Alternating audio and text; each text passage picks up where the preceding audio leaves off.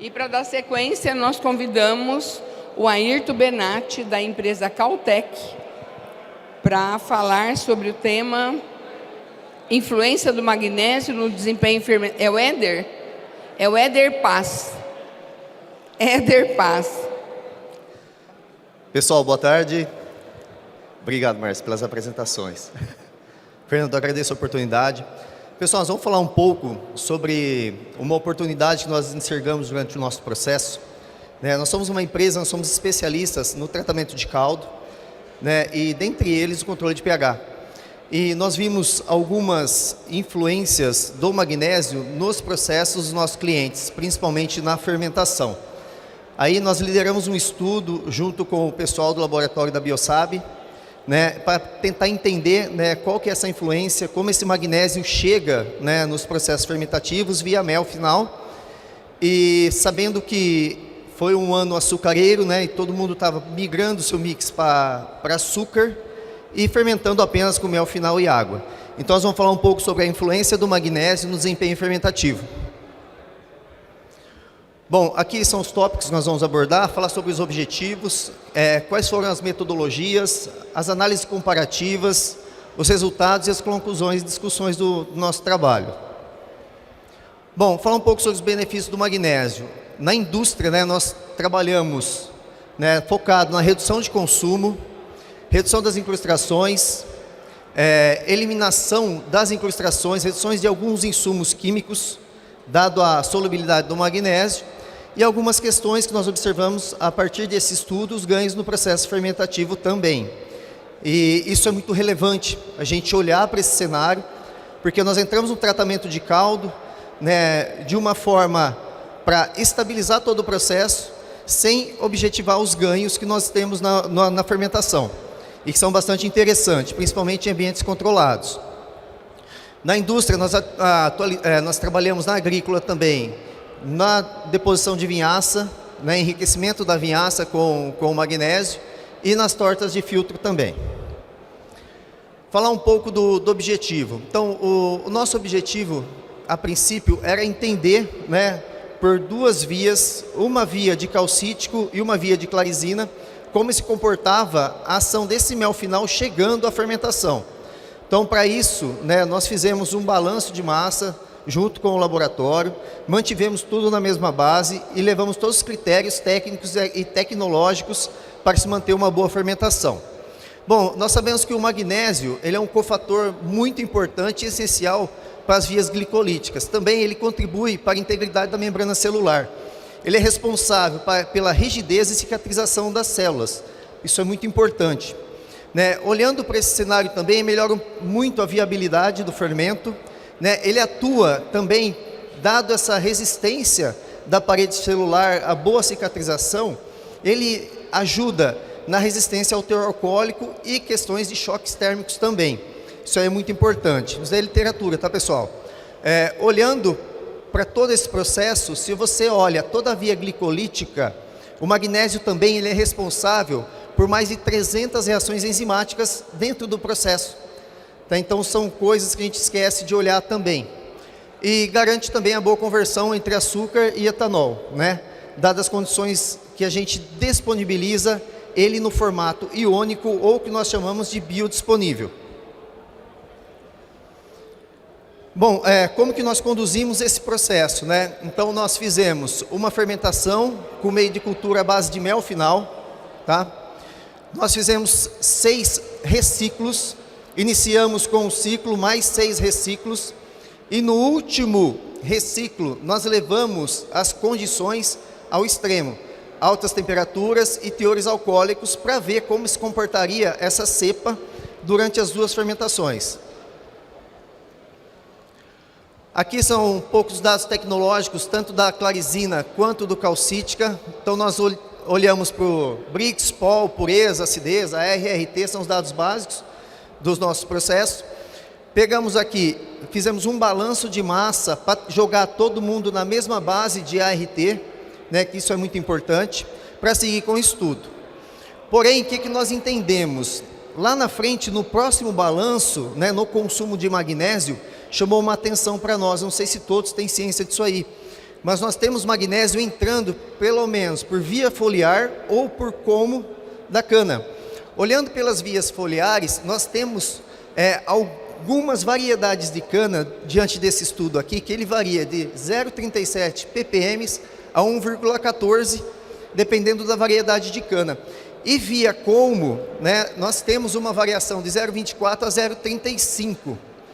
O que isso quer dizer? Quer dizer que está entrando magnésio nesse momento em nossas plantas, principalmente por questões vegetais, palmitos, onde tem alta concentração, mas esse magnésio não garante que ele está biodisponível ou ele está no formato iônico para a absorção da célula da levedura. No balanço do mosto, nós olhamos da seguinte forma, nós entramos com o magnésio lá via clarizina, com 1085 ppm, nós tivemos um consumo, ou a célula absorveu nesse processo 395.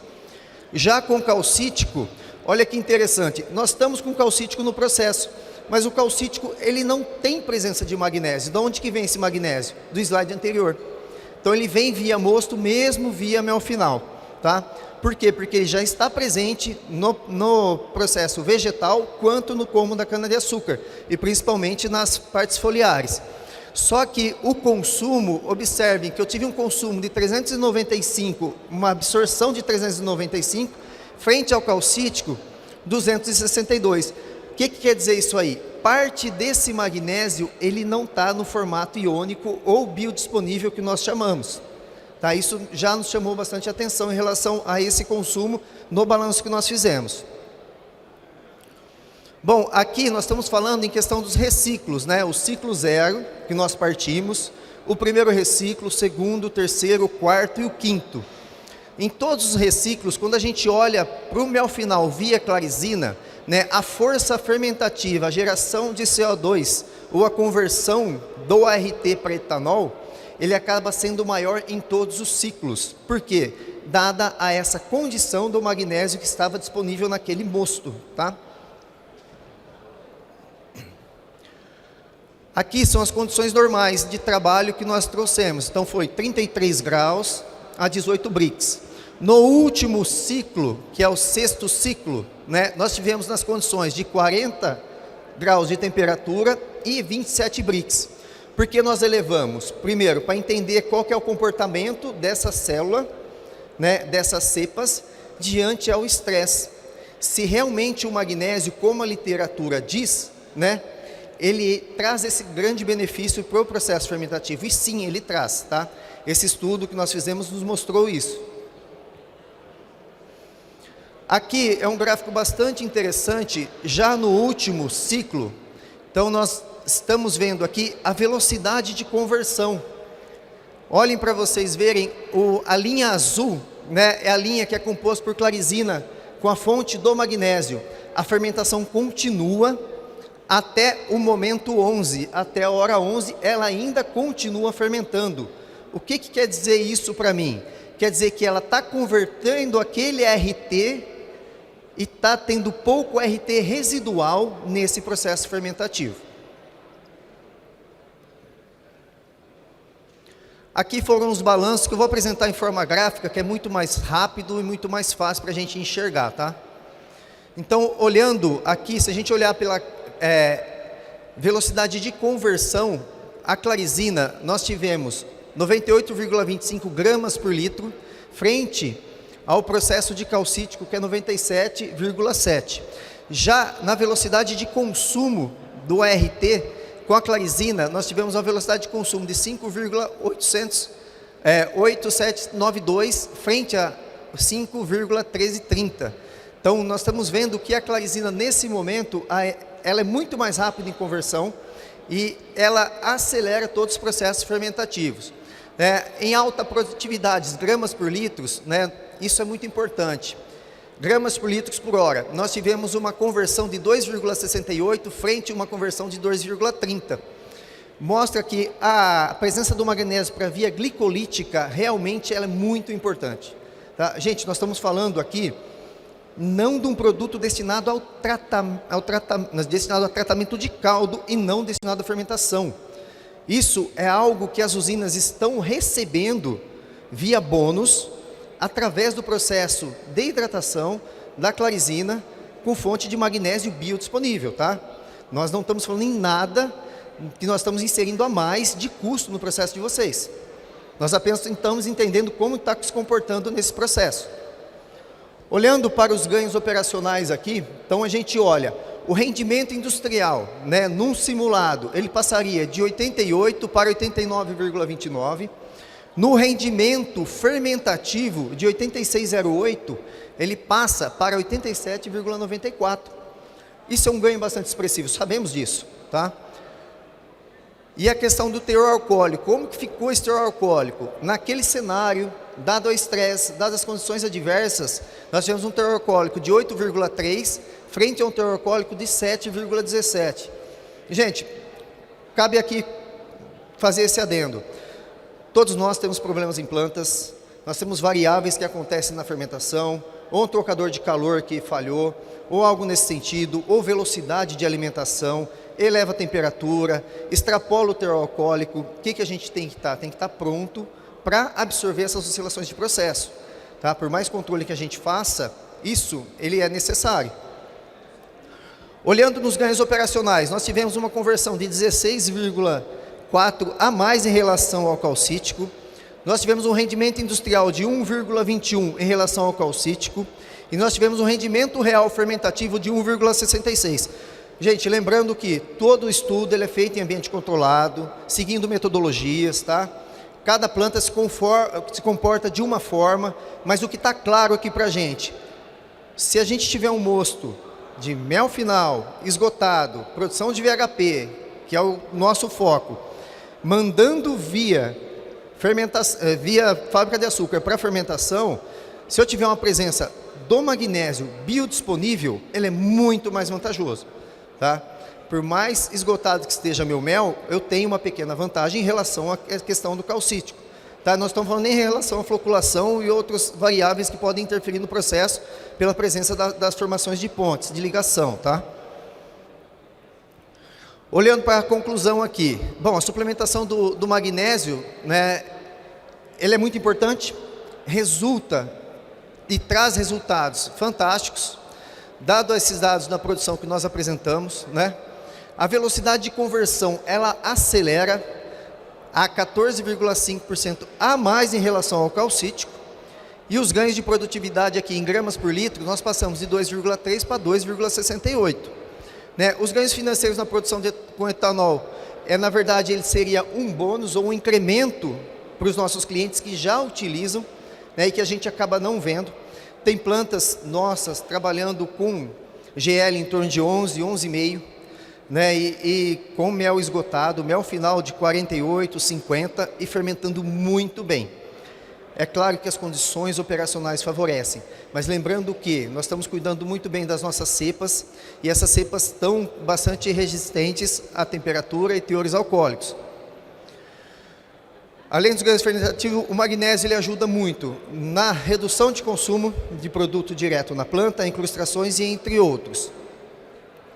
Como que tudo isso é possível? Nós temos uma tecnologia, que é um Hidratec, que é um reator, que esse reator é responsável para fazer a hidratação do nosso produto, né, deixando uma área superficial maior, com maior área de contato, por isso que reduz o consumo.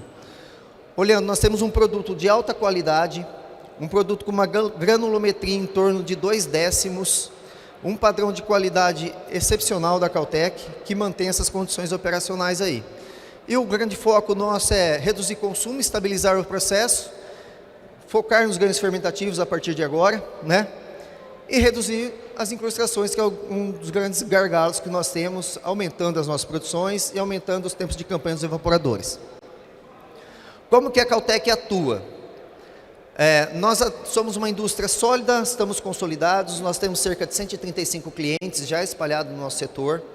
Né? Nós atendemos com excelência, com serviços, com produtos. Dentre os nossos pilares, nós temos a qualidade, nós temos 2 laboratórios, um laboratório de tecnologia e desenvolvimento e um laboratório de qualidade. Nós temos know-how técnico, temos uma equipe especializada que fala a linguagem de usina e que está ao lado das plantas industriais, acompanhando, dando suporte o tempo todo. Nós temos atendimento personalizado antes de iniciar qualquer projeto, né? É feito um estudo da planta industrial para ver se cabe a tecnologia na planta industrial, se tem que fazer algumas adequações ou não. E nós temos a garantia de entrega, nós temos uma logística, né, que nós monitoramos em tempo real e sabemos onde estão os nossos caminhões e como que está a garantia de entrega nossa. Tá? Então, um pouco de alguns dos nossos clientes, né? Estamos presentes nos grandes grupos, representado praticamente com 52% da moagem nacional. E fica aqui meu contato, se alguém quiser conhecer um pouco do trabalho, nós temos esse estudo publicado e seria um grande prazer apresentar para todos vocês. Muito obrigado.